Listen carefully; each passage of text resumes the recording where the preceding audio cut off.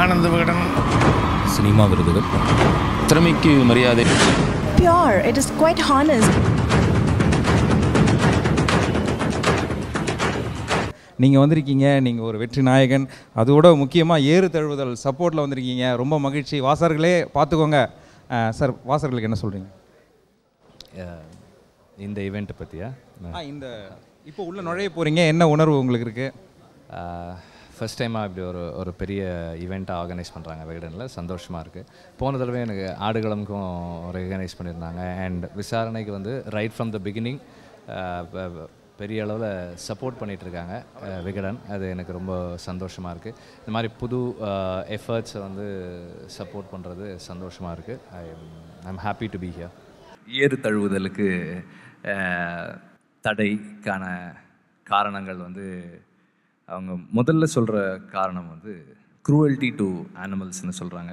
எனக்கு ரெண்டு விஷயம் தான் தோணுது. ஒன்று, அவங்களுக்கு வந்து ஏதோ அல்டீரியர் மோட்டிவ் இருக்கணும், அல்லது அவங்களுக்கு வந்து சரியாக விஷயம் புரியலை அப்படின்னு தான் சொல்லணும். ஏன்னா க்ரூவல்ட்டி டு அனிமல்ஸ்ன்றதுக்காக வந்து இந்த ஒரு கல்ச்சுரல் ஐடென்டிட்டியை, ஒரு எத்னிக் ஐடென்டிட்டியை ஸ்டாப் பண்ணணும் அப்படின்னு சொன்னாங்கன்னா,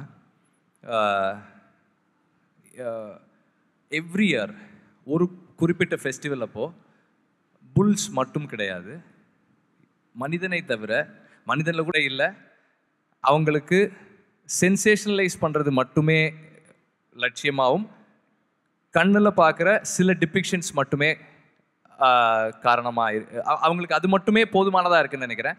பின்னாடி போய் பார்க்க மாட்டுறாங்க. சின்ஸ் 2010 சில ரெகுலேஷன்ஸோடு நடத்திட்டு இருந்தாங்க.